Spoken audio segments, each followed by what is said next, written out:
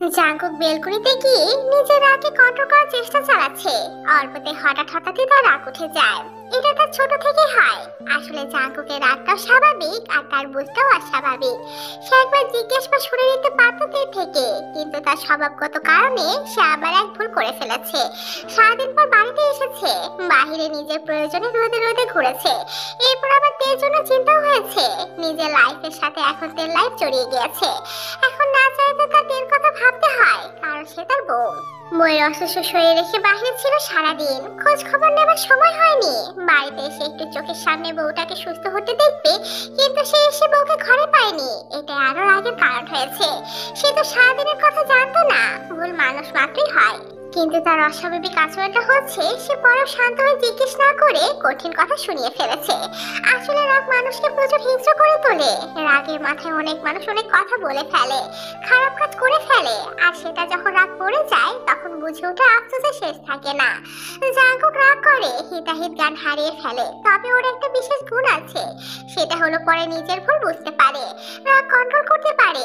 থাকে না কিছু মানুষ এমন যারা রেগে গেলে বাঘ হয় আর রাগ করলে বিড়াল, ঠিক তেমন। বেলকুনিতে দাঁড়িয়ে জোরে জোরে নিঃশ্বাস নিচ্ছে আর ফেলছে সে। এরপর হঠাৎ মস্তিষ্কে কিছু একটা বাড়ি দিল, আর সেটা ধারণ করতেই বুকের ভিতর কাজ ভাঙা নাই টুকরো টুকরো হয়ে গেল। বুকের মাঝে জ্বালা শুরু হলো, তীব্র ব্যথা অনুভব হলো, চিনচিন করছে। সে যে রাগের মাথায় কি বলে ফেলেছে থেকে এখন বুঝে আসলো তার। মেয়েটাকে সে ভালোবাসে, খুব ভালোবাসে। তা না হলে কি আর এখন কষ্ট বুঝতে পারতো? কই, আগে তো হয়নি এমন।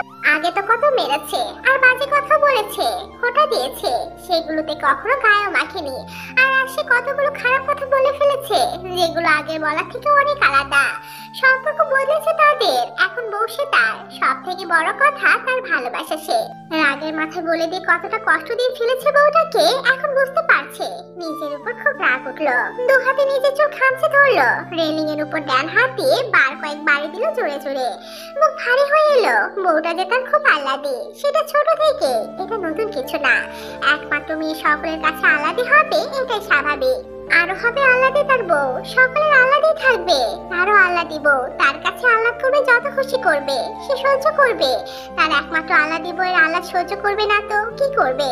ভাবতে ভাবতে বুকটার উপর হাতে বার কয়েক ডলা দিল।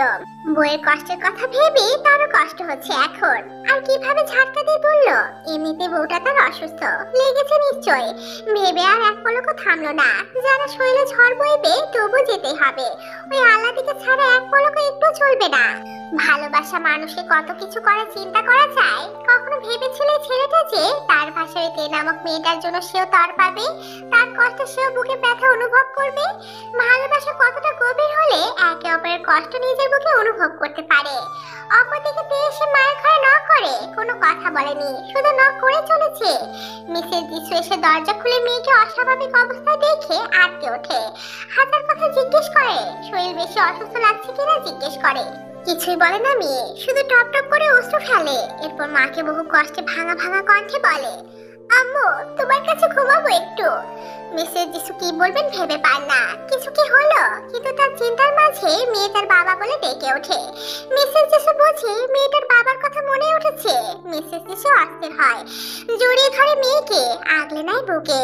দরজার কাছ থেকে নিয়ে বিছানায় আসে, নিজে বসে মেয়েকে জড়িয়ে ধরে, তার বুকেও তোলপাড় হয়। এক মেয়ের কষ্ট দেখে দুই স্বামীর কথা ভেবে। স্বামী হারা সে, তার সন্তান তাদের বাবা হারা। এই পথ কি খুব সহজ? অতিশয় কঠিন তা। যারা এই পথ পার করেছে বা যারা করে তারা একমাত্র এর মর্ম জানে, বোঝে এবং বুঝবে।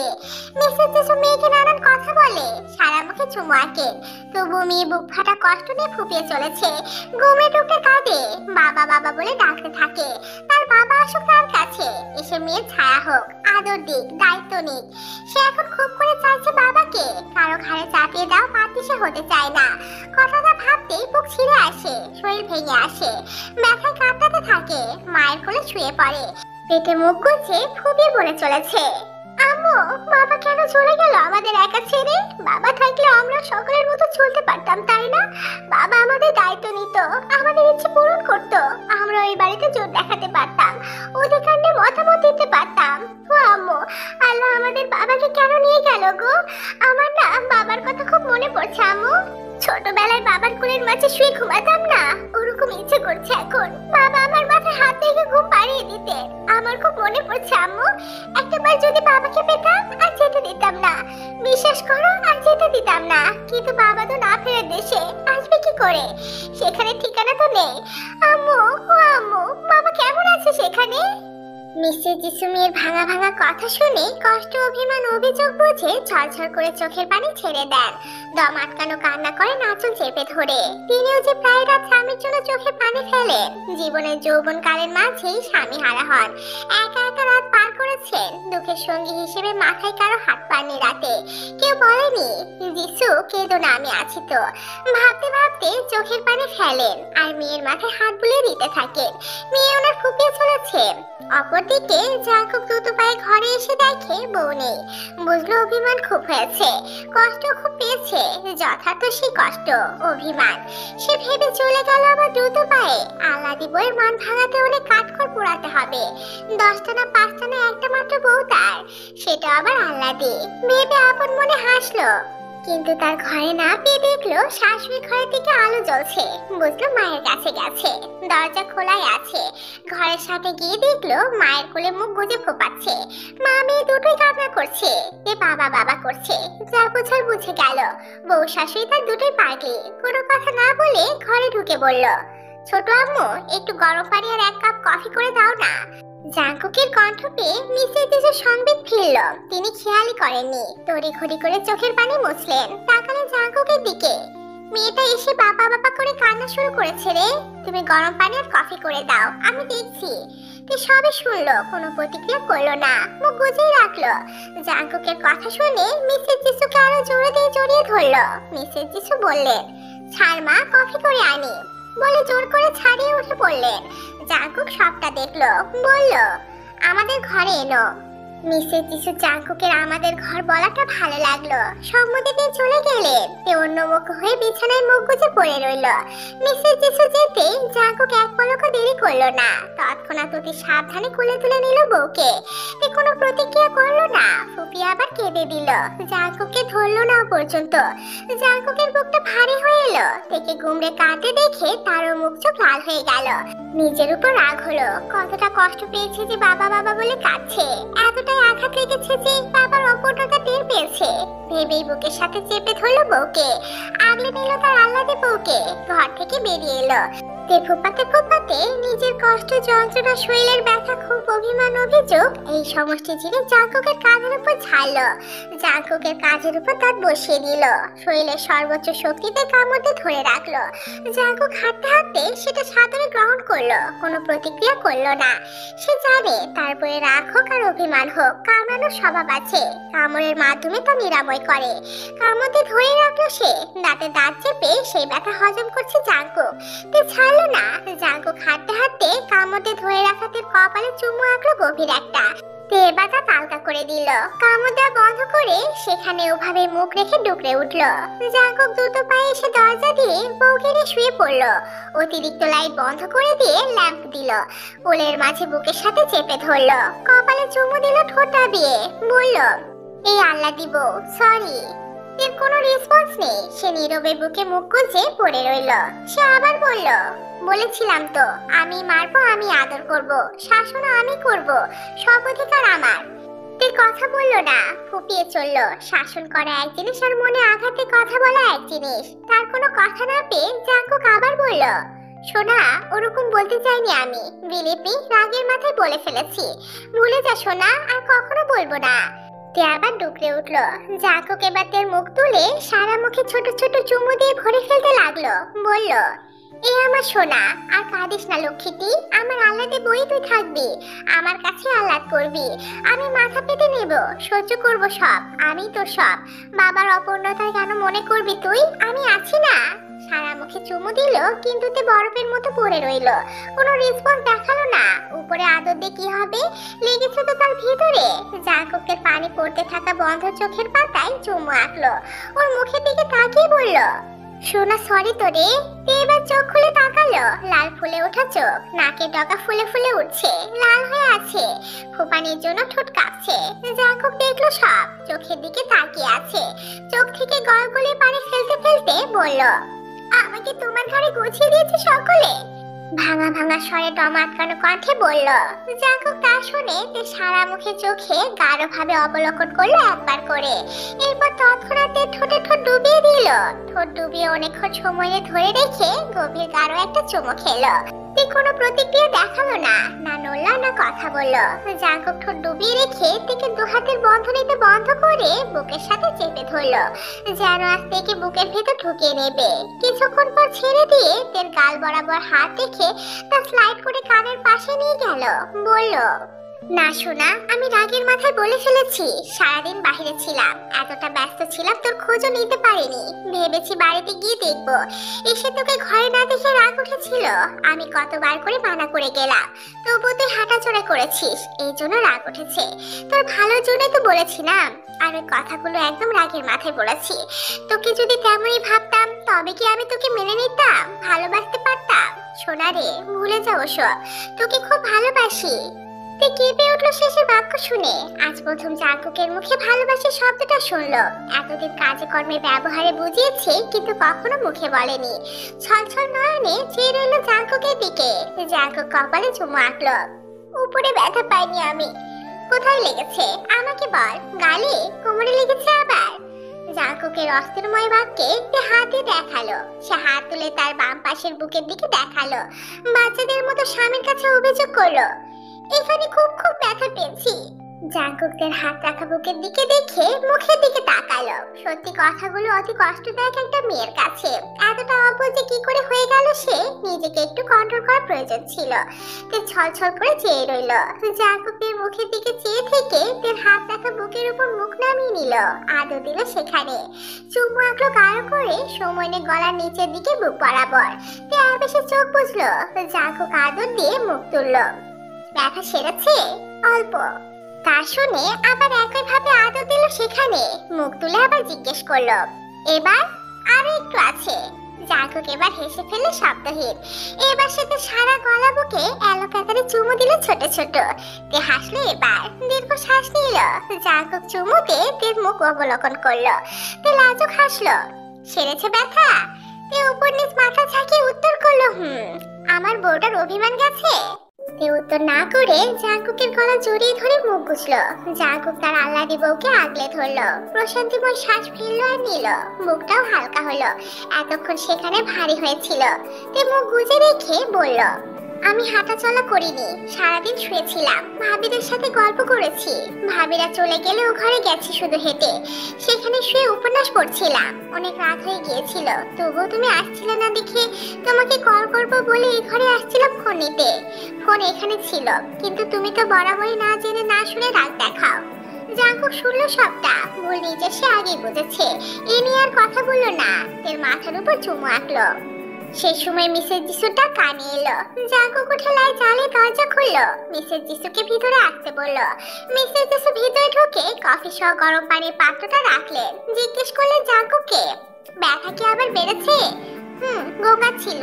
কবে যে সারবে মেয়েটার অসুখ? বলে পাশে বসলেন, হাত বুলিয়ে দিলেন মাথায়।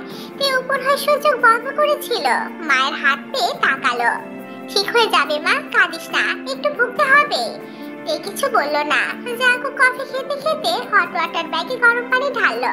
মিসেস যিশু বললেন, আমি গেলাম, দরকার পড়লে আবার ডাকিস আব্বু। আচ্ছা। জাঙ্কুক সম্মতি দিতেই তিনি চলে গেলেন। জাঙ্কুক আগের ন্যায় দরজা বন্ধ করে পাওয়ার লাইট বন্ধ করে দিল। কফিটা শেষ করে তের পাশে বসে কোমর থেকে জামা সরিয়ে শ্যাক দিতে থাকলো। তে উপর হয়ে শুয়ে থেকে চোখ বুজে রাখলো।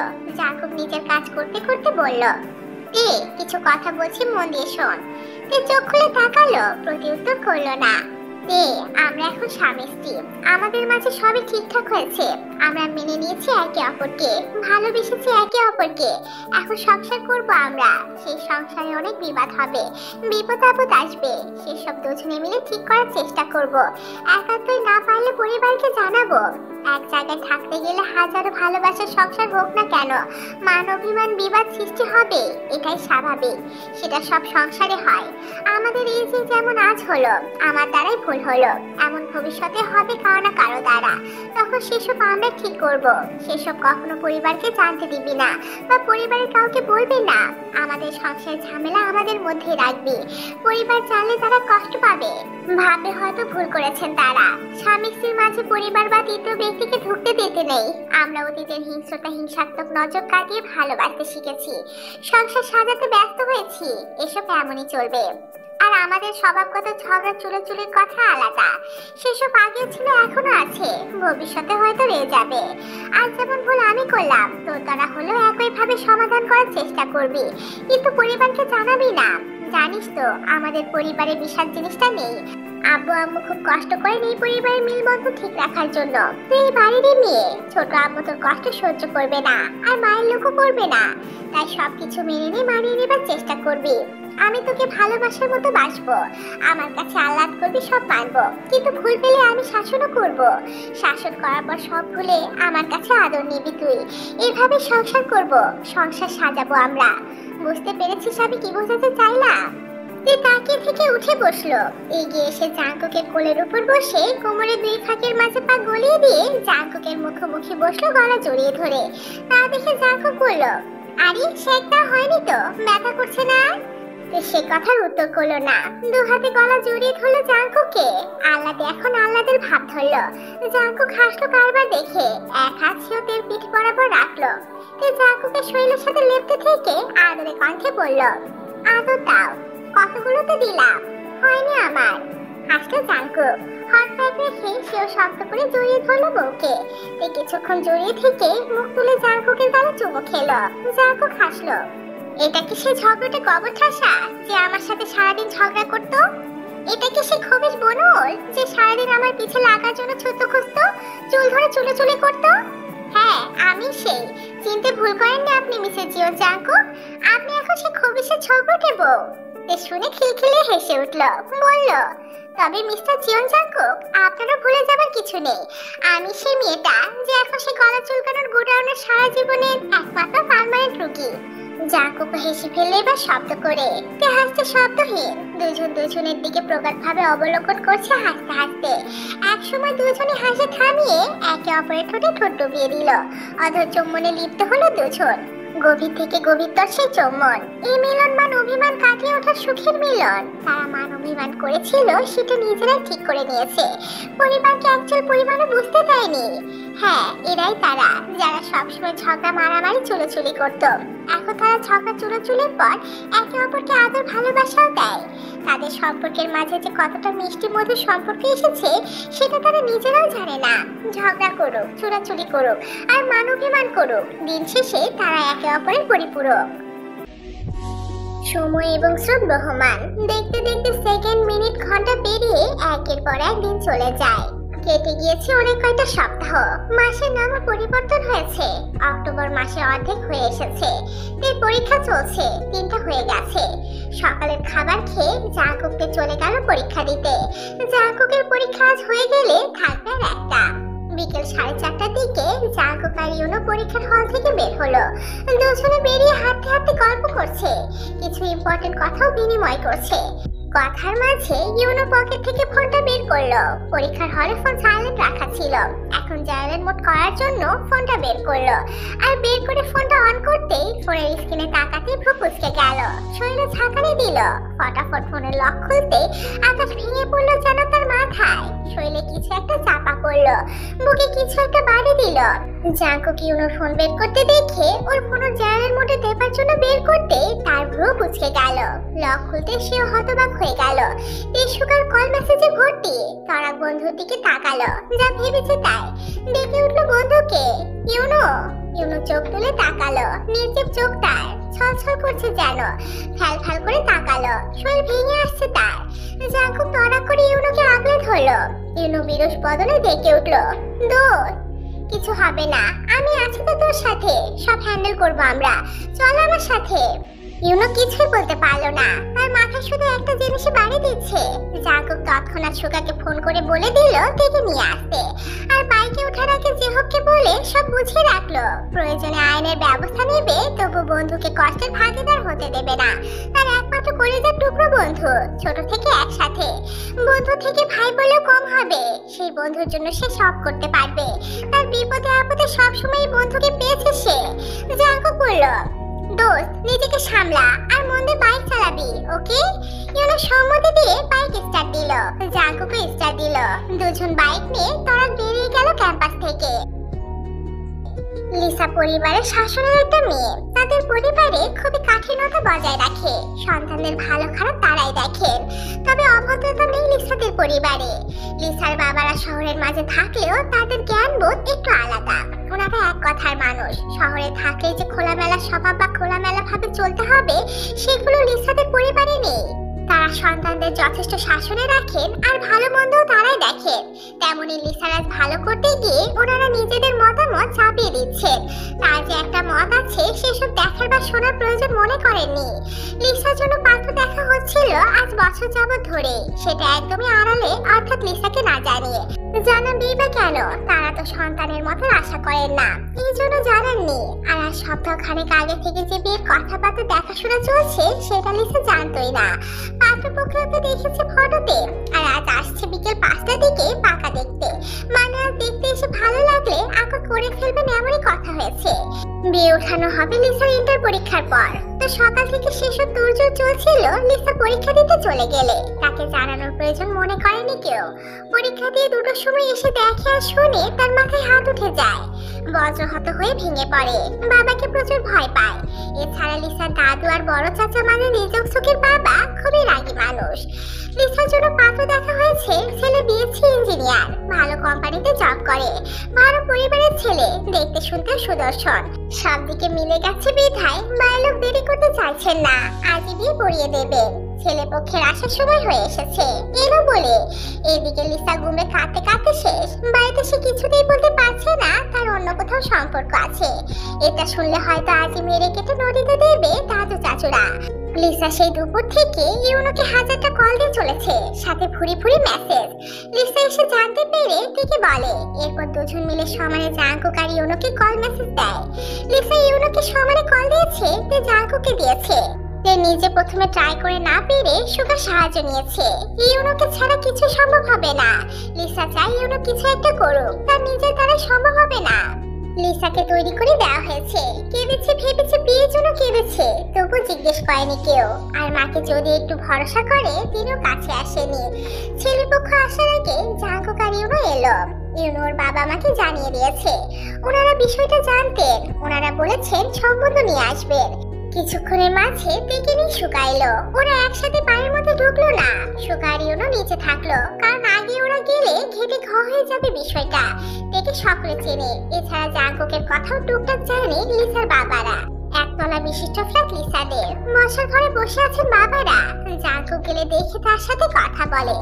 জাঙ্কুক সালামতে পরিচয় দেয়। ওনারা ভদ্রতা দেখিয়ে বসতে দিয়ে নাস্তা পানির আয়োজন করলেন। জাঙ্কুক ভাবছে কিভাবে শুরু করবে। লিসার কাছে চলে গিয়েছে।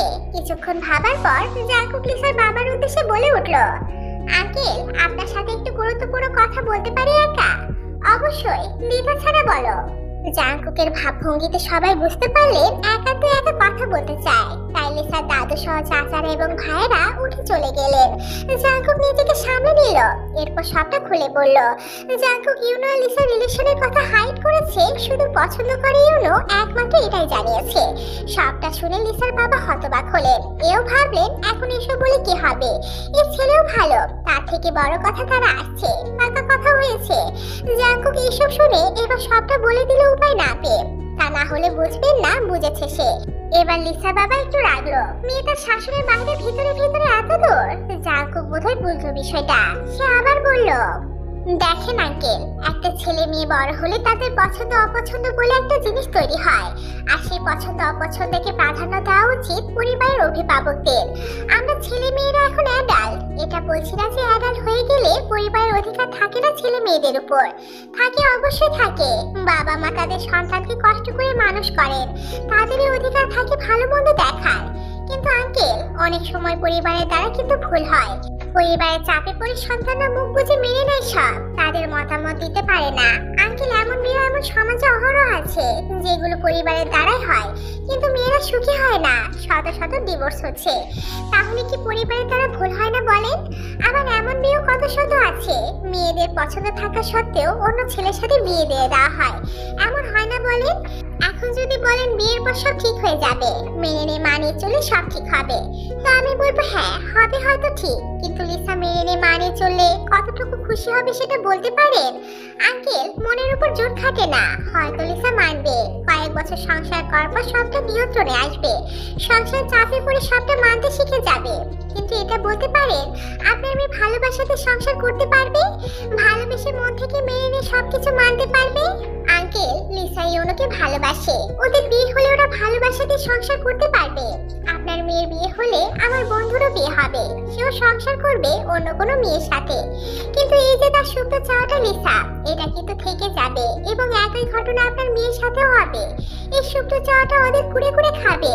ভাবে একটা বার যদি পরিবার বুঝতো। আঙ্কেল, আপনি বাবা, আপনি নিশ্চয়ই চাইবেন না আপনার মেয়ে এমন কোনো আফসোসে সারা জীবন থাকুক। ক্ষতি কি আঙ্কেল ওদের পছন্দ অনুযায়ী বিয়ে হলে? এখনো তো কিছুই হয়নি, শুধু দেখাশোনা চলছে। আপনি চাইলে সব সম্ভব হবে। বাবা হিসেবে একটু তো স্যাক্রিফাইস করতে পারেন না? আঙ্কেল, ছেলে মেয়েরা পছন্দ করলে কোনো পাপের কাজ হয় না, যদি না পরিবার বাধা হয়। তারা পছন্দ করেছে, এখন আপনারা মেনে নিয়ে যদি সবটা সুন্দরভাবে এটা শেষ করেন তো একটা মহৎ কাজ হবে। আর যদি না মানেন, এটা ওদের অবৈধতা হবে। আপনি কি নিশ্চয়তা দিতে পারবেন ভবিষ্যতে এরা একে অপরকে ছাড়তে পারবে? যদি বিয়ের পরও এরা সম্পর্ক চালিয়ে যায় বা সব ছেড়ে ছুটে চলে যায়? আমি কথার কথা বলছি, যদিও আমার বন্ধু আর লিসা কেউ এমন না, আর করবেও না এমন কিছু, তবু আঙ্কেল হয়তো এরকম অহরহ আবার দুঃখে কষ্টে যদি নিজের ক্ষতি করার চেষ্টা করে, তখন কি সেটা সমাধান পাবেন? আঙ্কেল, ভালোবাসা মানুষকে সব করাতে বাধ্য করে। আমাদের এই আপডেট যুগে এখন এগুলোই অহরহ চলছে। যদিও এগুলো বলা ঠিক হচ্ছে না, আপনি গুরুজন আমার, তবু বলছি দুটো সুন্দর জীবনের জন্য। আঙ্কেল, আপনারা এই আপডেট যুগের বাবা মা, বিষয়টা একটু বুঝে সিদ্ধান্ত পাল্টাতে পারলে দুটো জীবন সুন্দর একটা নাম পাবে। অনেকক্ষণ এক নাগারে কথা বলে হাঁপিয়ে উঠলো জাঙ্কু। থামলো সে। ওদিকে লিসার বাবা বিস্ময়ে চেয়ে থেকে কথাগুলো শুধু শুনে গেলেন। গভীর ভাবনায় মগ্ন তিনি। জাঙ্কুকের প্রতিটা কথা মনে ধরেছে ওনার, তাই ভাবনাতে ব্যস্ত। ভাবনার মাঝে জাঙ্কুক আবার বলল, আঙ্কেল, ইউনো আমার সাথে আইনে পড়াশোনা করছে। আমাদের দুজনের ভবিষ্যৎ পরিকল্পনা একই রকম। ইনশাআল্লাহ আল্লাহ সহায় হলে আমরা ভবিষ্যতে কিছু করতে পারবো। এছাড়া আমার বন্ধুর ফ্যামিলি ব্যাকগ্রাউন্ডও ভালো, যথেষ্ট সচ্ছলতা। তবে সমস্যা কি, আপনাদের মতামত পেলে আমার বন্ধুর অভিভাবক আসবে। কিন্তু ছেলেপক্ষ চলে এসেছে প্রায়, এখন আমি কি করতে পারবো? এখানে মান সম্মানের ব্যাপার স্যাপার আছে, আমি এখন কিছু করতে পারি না। ওনারা অপমানিত হবে। আঙ্কেল, সেটা না হয় সুন্দরভাবে হ্যান্ডেল করা যাবে। আপনি শুধু এদিকে মতটা দিয়ে দেন, ওদিকে আমরা সামলাবো। একটু ভরসা করেন প্লিজ। আপনার বাবা এবং বড় ভাইয়ের সাথে কথা বলে সিদ্ধান্ত নেন প্রয়োজনে। শুধু মতামতটা দেন, বাকিটা আমার দায়িত্ব। লিসার বাবা খুবই গভীর চিন্তায় পড়লেন। জাঙ্কুক যে এত সুন্দর করে ব্রেনটা ওয়াশ করলো, এখন তিনি দ্বিধায় পড়লেন। তিনি সম্পূর্ণ কথা শুনে মনে মনে জাঙ্কুকের তারিফ করতে ভুললেন না। এও ভাবলেন জাঙ্কুকের বন্ধু ঠিক একই প্রকৃতির হবে, কিন্তু তিনি বললেন দুটা নাই। বাবা হিসেবে মেয়ের সুখের কথা ভাবা উচিত। এদিকে কথা দিয়েছেন, সেটা কি করে কি করবেন ভাবছেন। ইউনোর বিষয়ে জাঙ্কুক যা যা বললো তা থেকে বোঝা যায় ইউনো যথেষ্ট সুপাত্র এবং ওই ছেলের থেকে সুপাত্র। তিনি জাঙ্কুককে বলল, আমি ওদিক থেকে আসছি। জাঙ্কুক সম্মতি দিলে তিনি উঠে চলে গেলেন। জাঙ্কুক একা একা বসে থাকলো। টেক্সট করে সবটা ইউনোকে বলল। তারা নিচে একটা দোকানে বসে আছে। এদিকে কিছুক্ষণ পরে লিসার বাবা সহ দাদু, চাচুরা এবং ভাইরা এলো। সবটা বুঝিয়ে বলেছেন। সুপাত্র ইউনো এক কথায় বলা চলে। বেটার থেকে বেটার পেলে কি কেউ আর ছাড়তে চায়? কিন্তু সকলের চিন্তার কারণ হলো পাত্রপক্ষকে নিয়ে। জাঙ্কুক আশ্বাস দিল সেটাও সে হ্যান্ডেল করবে, না পারলে তার ভাই যেহেতু হ্যান্ডেল করবে। জাঙ্কুকের কথাতেই থাকলো সকলে। 5টার পর পাত্রপক্ষ এলো। স্বাভাবিকভাবে সকলকে আহ্বান করা হলো। এর মাঝে লিসার বাবা পাত্রর বাবাকে সবটা জানালেন। সব শুনে বেজায় রাখলেন তিনি, কারণ তারা এসেছে বিয়ের মতো করে। মেয়ে তাদের পছন্দ, এতদিন কেন জানায়নি? মেয়ের মত না নিয়ে বিয়ের কথা বলে কেমন বাবা মা? আর এতদিন মত নিতে চায়নি, তবে আজ কেন আদিখ্যাতা? এসব ভেবে রাখলেন। বিষয়টা দুপুরেও জানালে তারা আসতো না। জাঙ্কুক এবার না পেরে লিসার বাবার থেকে অনুমতি নিয়ে পাত্রের সাথে আলাদা কথা বলতে চাইলো। ছেলেটা নেহাত ভদ্র শিক্ষিত, তাই চুপচাপ মানলো। জাঙ্কুকের সাথে গেল।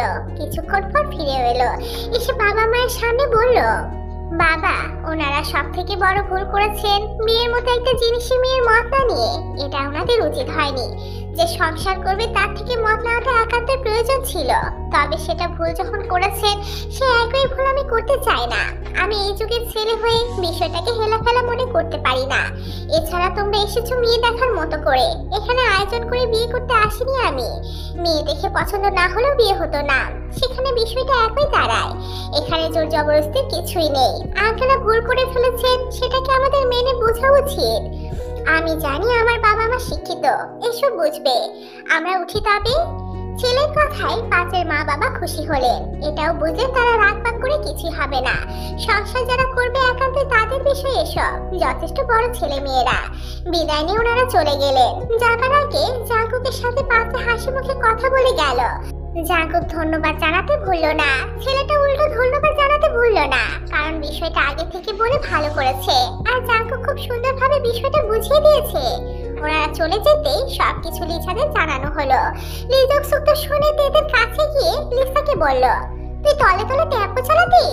এই কথা শুনে লিসা লিজক সুককে মারে। এদিকে সানাও চলে এসেছে। তারা হাসাহাসি করছে। সেখানে লিসার কাজী সহ ভাবিরা আছে। লিসার আনন্দ দেখে কে তেকে জড়িয়ে ধরে জাঙ্কুকের নামে গুনগান করে চলেছে। তে শুধু হাসলো। তার বর্তা বুঝদার বলেই তো এতটা অকথ্য থাকা সত্ত্বেও আজ তারা সংসার করতে পারছে। এদিকে জাঙ্কুক লিসার বাবা মায়ের কাছে শুকরিয়া আদায় করে ইউনোকে সব জানালো। তার বাবা মাকে আসতে বলে দিল। জাঙ্কুকের প্রতি খুবই সন্তুষ্ট লিসার বাবারা। বুলতার ছেলে এতটা সুন্দর করে সবটা হ্যান্ডেল করলো যে কেউ কোনো বিরক্তি করার সুযোগটুকু পেল না। 6টা বেজে গেছে। ইউনোর কথা বলে সুগার ইউনোকে বাড়ির মধ্যে এনেছে জাঙ্কুক। ইউনোকে দেখে সত্যি মুগ্ধ হয়েছে লিসার বাবারা। একদম জাঙ্কুকের মতো করে কথা বলে। কার্বন কফি বলা যায়। মুগ্ধ না হয়ে পারলেন না ওনারা। ছেলে সেই লেভেলের পছন্দ হলো সকলের। এখন ইউনোর বাবা মা আসলেই কথা বলবে। জাঙ্কুকরা বসার ঘরে বসে নিজেদের মতো করে কথা বলছে। ইউনো তো পারলে এখানে ধরে জাঙ্কুককে জড়িয়ে ধরে চুমুর বর্ষণ শুরু করতো। সেটা বলাতে তিনজন হাসাহাসি করছে। সে সময় দৌড়েতে এসে ধরামদে জাঙ্কুকের পাশের ছোপায় বসে পড়ল। জাঙ্কুক টের পেয়ে মেয়েতে ধমকে উঠল, এই দৌড়াচ্ছিস কেন? আর এটা অন্যের বাড়ি দেখছিস না? জাঙ্কুকের কথায় পাত্তা দিল না। সে তো আনন্দে আটখানা। ফিসফিস করে জাঙ্কুকের কানের কাছে মুখ নিয়ে বলল, চুমু খেতে ইচ্ছে করছে। জাঙ্কুক ভেবার চাকা খেয়ে ভরকে তাকালো। বলে কি এই মেয়ে? জাঙ্কুক কিরমির করে সেও ফিসফিস করে বলল, যাবি এখান থেকে? আরে সত্যি, এখন ভাইয়া না থাকলে সত্যি আগে চুমুর বর্ষণ ঘটাতাম। ইস, আমার বরটা এত সুন্দর কেন? রাতে দেখবো তো চুমুর বর্ষণ। কত প্রকার বর্ষণ ঘটাতে পারিস। বর্ষণ ঘটিয়ে যদি পাবন না বাড়াতে পারিস, তবে তোর উপর আমি তুষারপাত ঘটাবো। তুই কিংকর্তব্য বিমূঢ় হয়ে গেল। সে কি তেমন কিছু বলেছে নাকি? এ ছেলে যখন বলেছে তখন করেই ছাড়বে। কথার কথা বলতে গিয়ে নিজে ফেসে গেল। ধুর, বলে দিয়ে উঠে ধেয়ে ধেয়ে করে আবার লিসাদের ঘরের দিকে গেল। জাঙ্কুক ওর যাবার পানে তাকে ঠোঁট কামড়ে মিটমিট করে হাসলো। ইউনোর বাবা মা আসলেন সন্ধ্যার পর। এসে লিসাকে দেখলেন। তাদের পছন্দ হয়েছে লিসাকে। বিয়ের কথা বলাতে লিসার চাচা জানালেন ওনারা পারলে আজকে আকো ছেড়ে ফেলবে। এই কথায় ইউনোর বাবা মা ইউনোর থেকে মতামত নিয়ে মত দিলেন। ইউনোর কোনো সমস্যা নেই। সে আর নামহীন সম্পর্ক চালাতে চায় না। সুযোগ যখন পাচ্ছে তবে সমস্যা কি? ইউনো আর লিসার আকত করার জন্য কাজে ডাকা হয়েছে। টুকটাক কিছু আত্মীয়দের ডাকা হলো। রাত 9টার দিকে ইউনো আর লিসার আকত সম্পূর্ণ হলো। সকলে আলহামদুলিল্লাহ বললো। জাঙ্কুক সহ সুগা ইউনোকে পাশ থেকে অভিনন্দন জানালো। লিসা লজ্জায় লাল নীল হচ্ছে ভাবে লাগছে। তাদের ইচ্ছে আকাঙ্ক্ষা পূরণ হলো। ইউনো প্রশান্তিময় হাসলো। সে তার রসমালাইকে পেয়ে গেছে। বিকেলে মনে হচ্ছিল আজ বোধে অন্তটাই হারিয়ে ফেলবে। আর তা বেরিয়ে যাবে। লিসাকে এই কয় মাসের মধ্যে সে অনেক ভালোবেসে ফেলেছে। মেয়েটা সবসময় নরম সরম হয়ে থাকে। কথা বলে কি সুন্দর মিষ্টি মিষ্টি করে। সে সত্যি রসমালাই, দেখতে এবং কাজেও। ভেবেই হাসলো ইউনো। লিসা আর ইউনো জীবনে নতুন ক্ষণ শুরু হয়ে গেছে। তারা এখন স্বামী স্ত্রী। দুজন দুজনের দিকে তাকালো। অমায়িক হাসলো ইউনো। লিসার প্রচুর লজ্জা করছে। চোখ নামিয়ে নিল সে। রেসানা লিজক সুক হাসতে লাগলো ওদের কারবার দেখে। সময় বহমান, কথাটা চিরন্তন সত্য। সময় চলে তার আপন গতিতে। তেমনই চলে গেছে আরো কয়েকটা সপ্তাহ। মাস, দিন, ক্ষণ, বার সবই পাল্টেছে। মাসের নাম পরিবর্তন হয়ে এসেছে ডিসেম্বর মাস। বাংলা মাসের নাম পরিবর্তন হয়ে এসেছে অগ্রহায়ণ পৌষ মাস। ঋতুর নাম পরিবর্তন হয়ে এসেছে শীতকাল। আবহাওয়া পরিবর্তন হয়েছে ঠান্ডা শুষ্ক। আজ ডিসেম্বরের 29 তারিখ, রাত 11টা। খাওয়া দাওয়ার পাট চুকিয়ে সকলে শুতে চলে গেছে। ঘরে এলো জাঙ্কুক, বই পড়ছে কম্বলের নিচে বসে। জানুয়ারি থেকে তার পরীক্ষা। এসে ভ্রু কুচকালো, খিটমিট করছে চোখ মুখ। বনলটা কি সব ভুলে গেছে? দরজা শক্ত করে আটকালো।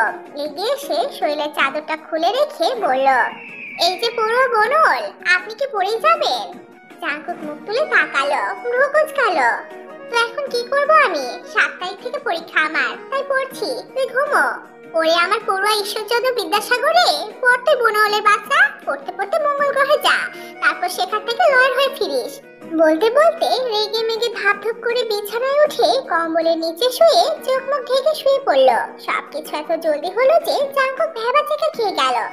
যাহ বাবা, সে কি করলো? এই কবর ঠাসার আবার কি হলো? পড়তেই তো ছিল, এতে আমার রাগের কি হলো? আমি কি করলাম? কিছুই করিসনি, পড় তুই। এই তুই তো কারি করছিস কিন্তু। কত বড় ফাজিল চিন্তা করা যায়। তবে জাঙ্কুক মিটমিট করে হাসলো, আরো কিছুক্ষণ পড়লো। এরপর ঘড়ি দেখলো, মুচকি হাসলো, বই রেখে সোয়েটার খুলে ফেললো। শরীরে শুধু ফিনফিনে পাতলা একটা সাদা শার্ট পরিহিত। অতিরিক্ত লাইট অফ করে দিল, জিরো লাইট জ্বালালো। তাকালো তের দিকে, ঘন হয়ে এসেছে নিঃশ্বাসের শব্দ। ঘুম এসে গেছে বোধহয়। হাসলো আবার মুচকি। আর একবার ঘরের পূর্ব দিকে শৌখিন দেওয়াল ঘড়িটার দিকে তাকালো আবছা আলোয়। 1 মিনিট বাকি। এগিয়ে গেল তের কাছে, কাছে একদম অতি কাছে। তের চুলের শ্যাম্পুর ঘ্রাণ নাকে এলো। ঝুঁকে ট্যাক হয়ে অন্য পাশে মুখ করে শুয়ে থাকা তের মুখের উপর দৃষ্টি দিল। আবছা হলুদ আলোয় মেয়ের মুখটা মায়াবী অপ্সরা লাগছে। মন মস্তিষ্ক আওড়ালো, আবার অপ্সরা আল্লাহ দিব। ভাবতে ভাবতে তার শরীর উত্তপ্ত হয়ে এলো, শরীর এলোমেলো হয়ে এলো। বহু প্রতীক্ষার কিছু চাওয়া পাওয়া শরীর মন মস্তিষ্কে জেগে বসলো। এমন তো হয় না, আজ কেন হচ্ছে? এতগুলো মাস একসাথে এক বিছানায় থেকে বুকে নিয়ে শুয়েছে, তবু এতটা উত্তেজিত হয়নি। মরুভূমির ন্যায় খাকা করছে হৃদয়, উত্তাপে জ্বালিয়ে পুড়িয়ে দিচ্ছে শরীর সহ অন্তর। এই কি অবস্থা হচ্ছে? তার ভাবনারা কি লুটোপুটি খাচ্ছে? মাথা সহ পুরো শিরা উপশিরা দপদপ করছে, ঠিক যেমনটা বিয়ের রাতে হয়ে উঠেছিল। অশান্ত অস্থির। বড় নিঃশ্বাস টেনে দেবাদেশের কাছে মুখ নিয়ে ঘাম নিল। নিজের শীতল ঠান্ডা দেন হাতটা কম্বলের নিচে দিয়ে ক্যামের জামার মাঝে গলিয়ে দিল। অবাধ্য হাত ফ্লাইট করতে করতে গভীরে গেল। ঠান্ডা হাত পেয়ে কেঁপে উঠেছে, ঘুম হালকা হয়ে গেছে। যখন বুঝলো একটা হাত তার পেটে বিচরণ করছে, তখন ঘুম ছুটে গেল। জাঙ্কুক ঝুঁকে থেকে পিছনে তাকালো। ঠিক 12টার কাঁটার কাছে সেকেন্ড, মিনিট ও ঘন্টার কাঁটা ঠেকলো। কানের কাছে উত্তপ্ত নিঃশ্বাস ছেড়ে ছেড়ে ঠোঁট ছুঁয়ে ছুঁয়ে সে বলল, এই আমার অক্ষরে আল্লাহ দিব, শুভ জন্মদিন।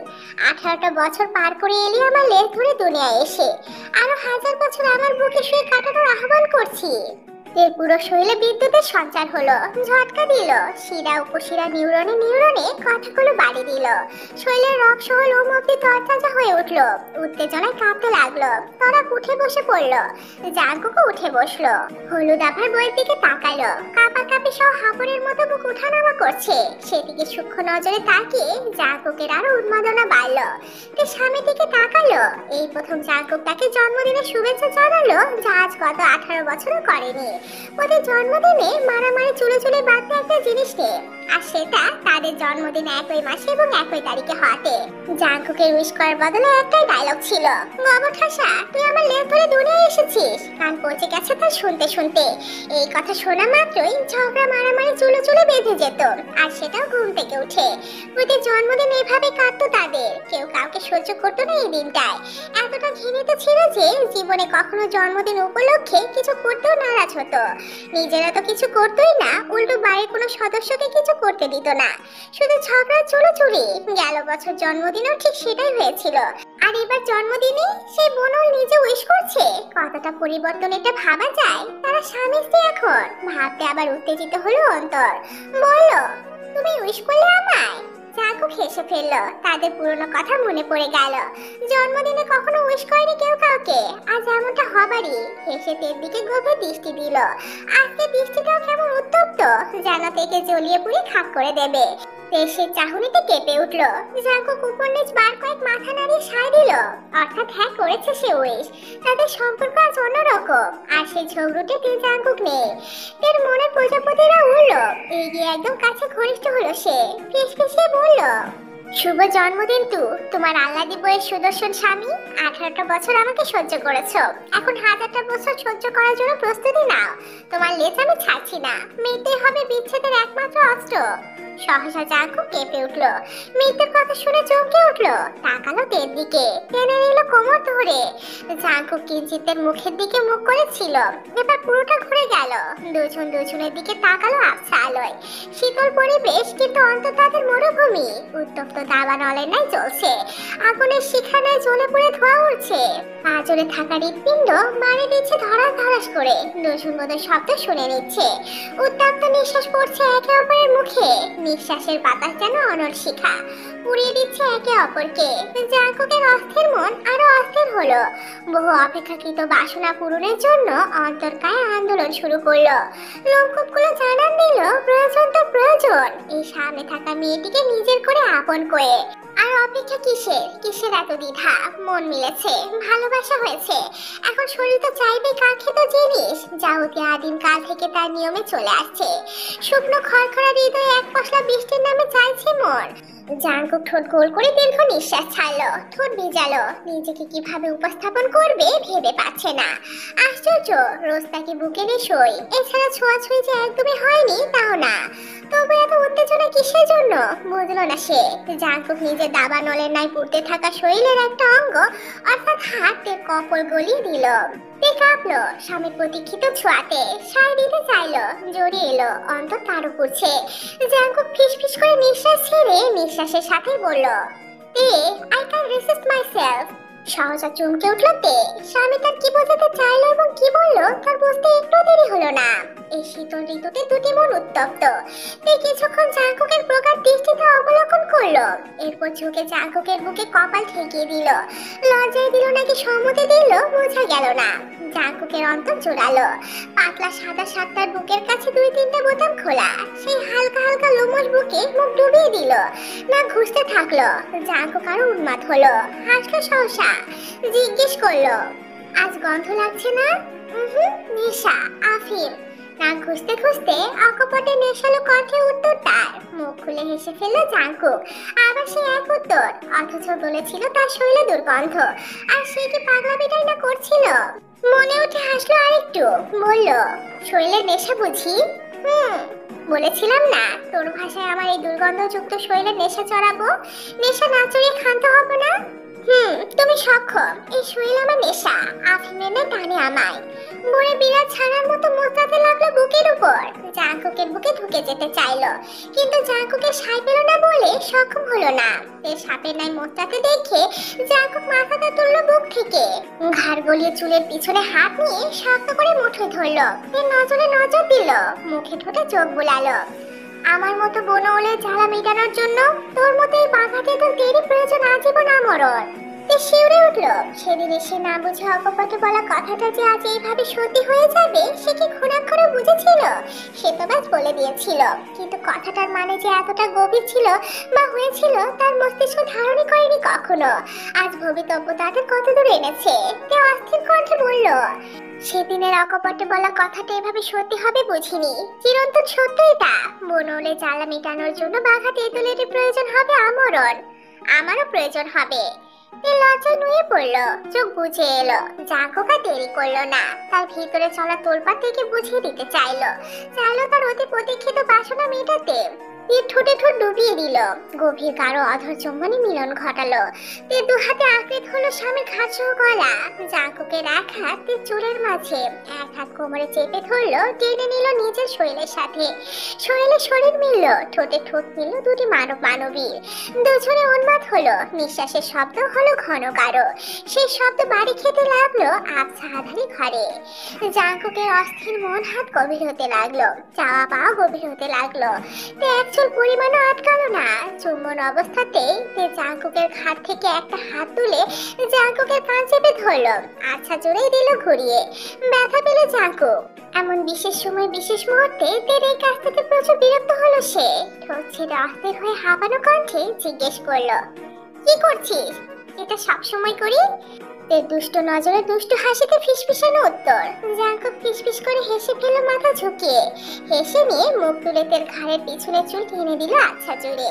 তে আহ করে উঠল। জাঙ্কুক মুচকি হেসে বলল, এটা তো সব সময় চলে এবং চলবে। আপাতত এখন যেটা চলছে সেটা চলতে দে। ডোন্ট ডিস্টার্ব মি গোবর ঠাসা। বলে দেখে কিছু বলতে না দিয়ে আবার অধর চুম্বন করলো। কেউ আর কিছু বললো না। জাঙ্কুকের আদর মেশানো ভালোবাসা সামলাতে লাগলো। চুম্বন অবস্থাতে জাঙ্কুকের শার্ট খুলতে ব্যস্ত হলো। একের পর এক বোতামগুলো খুলে দিল। জাঙ্কুক টানতে খুলে ফেলতে সাহায্য করলো। তে জাঙ্কুকের ঠোঁট ছেড়ে দিল। মুখ তুলে তাকালো জাঙ্কুকের দিকে। কিছু ফল দেখে ঝুঁকে জাঙ্কুকের সে কামড় দেওয়া ক্ষত স্থানে মুখ নামিয়ে নিল। সেখানে ঠোঁট দাবিয়ে কারো চুমুখে আদর দিল। জাঙ্কুক দেখে ধরলো। মুখ নামিয়ে তের উন্মুক্ত কাঁধের উপর নাক ঘষলো। তে সেখানে চুমু দিয়ে আস্তে আস্তে সারা বুকে চুমু দিল ছোট ছোট। অস্থির করে তুললো জাঙ্কুককে। জাঙ্কুকের কণ্ঠ মনেতে চুমু আঁকলো। জাঙ্কুকের নরম শরীরটা দু হাতের আঁচড়ায় নিয়ে নিল। ডুবিয়ে দিল তের বক্ষ বিভাজিকার মুখ। সেখানে সহ গিবাদের সে ছোট ছোট আদর দিল। তে সাপের ন্যায় মোছাতে লাগলো। বুঝলো জাঙ্কুকটা। নিয়ন্ত্রণে নিতে বউকে নিয়ে বিছানায় শুয়ে ছেড়ে দিল। পিষিয়ে ফেলতে চাইলো তে নরম শরীরটা নিচে শক্তপোক্ত বুকের নিচে। তে জাঙ্কুকের নগ্ন পিঠে নখ বসিয়ে দিল। জাঙ্কুকের গিবাদ এসে চুমু আঁকলো। এরপর কামড় দিল অনেকটা জোরে। ব্যথাতে গুঙ্গিয়ে উঠলো তে। ব্যথা সহ্য করতে আরো জোরে নখ বসালো স্বামীর পিঠে। সেদিকে হুঁশ নেই জাঙ্কুকে। সে তার কাজে ব্যস্ত। এদিকে তের চোখ থেকে টপ টপ করে পানি পড়ছে, অথচ মুখে তৃপ্তিময় হাসি। জাঙ্কুকের কাঁধের উপর চুমু দিল। ফিসফিস করে বলল, ভালোবাসি খুব। জাঙ্কুকের কানে যেতেই থেমে গেল। গিবা দেশ থেকে মুখ তুলে নিল। তাকালো বইয়ের দিকে। আজ প্রথম ভালোবাসা শব্দ পেল বইয়ের মুখ থেকে। আজকে সবকিছু স্পেশাল।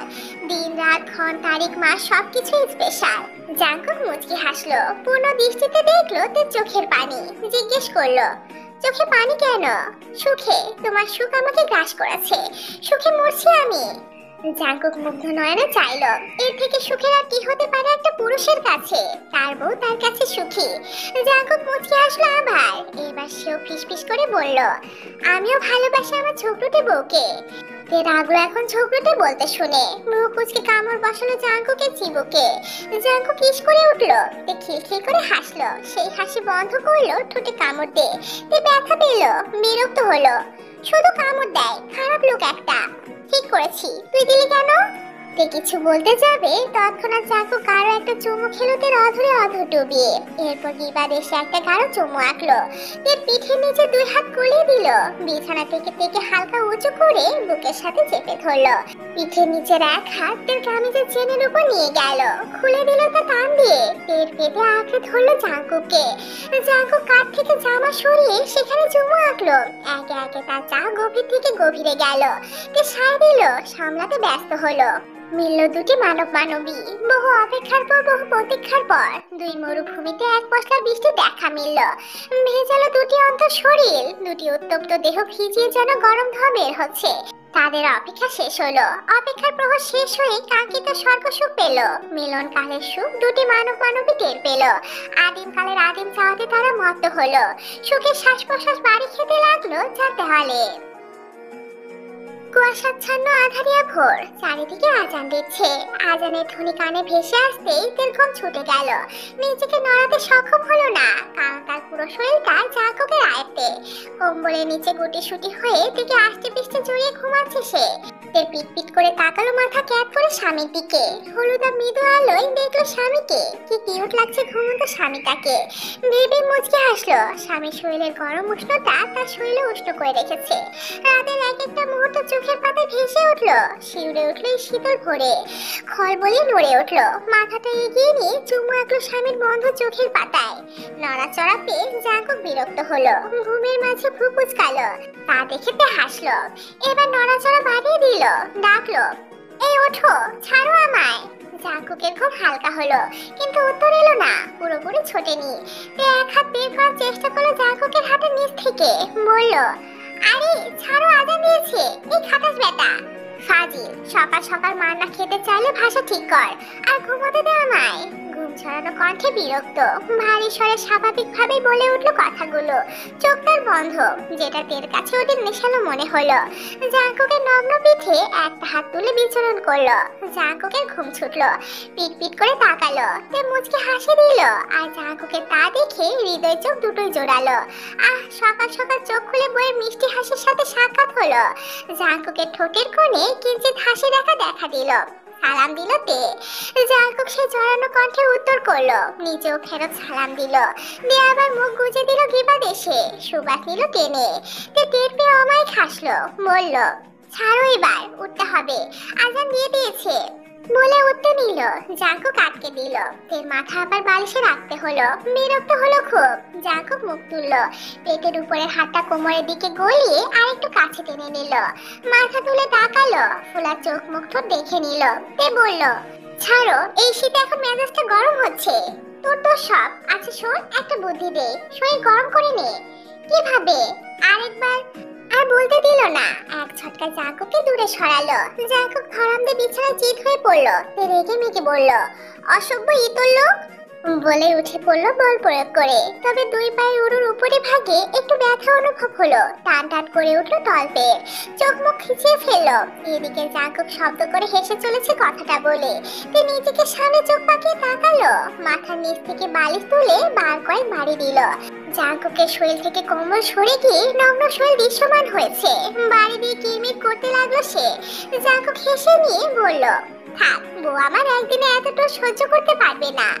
দ্বিগুণ রাগলো। আর জাঙ্কুক তাকে রাগানোর জন্য যত প্রকার ফালতামো আছে করে যেতে লাগলো। তেও আনলিমিটেড মেরে ধূপধাপ করে নেমে পড়লো। নামতেই আবার পেট চেপে ধরলো। জাঙ্কুক হাসি থামিয়ে দিল, তাকালো বিছানার পাশে। যা বোঝার বুঝলো। তে চলে গেল রাগের মাথায় বাথরুমে। ধারামতে দরজা আটকালো। জাঙ্কুক আর দেরি করলো না, উঠে পড়লো। পরনে শুধু ট্রাউজার। সে নেমে নিজে বিছানার চাদর তুলে নিল, সেটা হাতে করে হাঁটা ধরলো। বাথরুমের কাছে এসে ডাকলো, এ উত্তর দিল না। আবার ডাকলো, এই গোবর ঠাসা, দরজা খোল। চোখ নেই তোমার? আমি বেরোবো, এরপর আসবে, যাও এখন। বিরক্ত বাড়লো। জাঙ্কুক থাবা দিল দরজা জোরে একটা, বলল, খুল বেয়াদব, নয়তো মার একটা মাটিতে পড়বে না। ফাজিল দেখছিস না লেট হচ্ছে? আমি গোসল করব, তারপর আসবে, সরো। বেয়াদব, ওভাবে দেরি হয়ে যাবে। তে ভাবলো কথাটা সত্যি দেরি হয়ে যাবে, কথা বাড়ালো না, দরজার মুখ থেকে সরে গেল। জাঙ্কুক ঢুকে দরজা আটকে দিল। ভিতরে একটা বালতিতে বিছানার চাদর রাখলো। তে দেখলো, তাকালো জাঙ্কুকের দিকে, লজ্জারা ভিড় জমালো। জাঙ্কুক মুচকি হাসলো। তে শরীরে একটু ধাক্কা দিয়ে সরিয়ে শাওয়ার ছেড়ে দিল। হাতে চেঁচিয়ে উঠলো। শাওয়ারের ঠান্ডা পানি পেয়ে তে শীতে কেঁপে তো উঠলোই, সাথে জাঙ্কুকের 14 গোষ্ঠী উদ্ধার করতে লাগলো। জাঙ্কুক শব্দ করে হাসলো। তে এবার বালতিতে থাকা সারা রাতের অতিরিক্ত ঠান্ডা পানি মগে তুলে জাঙ্কুকের নগ্ন পায়ে ঢেলে দিল। চেঁচিয়ে উঠলো জাঙ্কুক। এবার তে খিলখিল করে হেসে দিল, বলল, অনুভূতি বলো ঠান্ডা পানির, ফাজিল। তে আবার হাসলো। জাঙ্কুকের ভিজা চুল টেনে দিল। এভাবে খুনসুটিতে দুজন গোসল সারলো।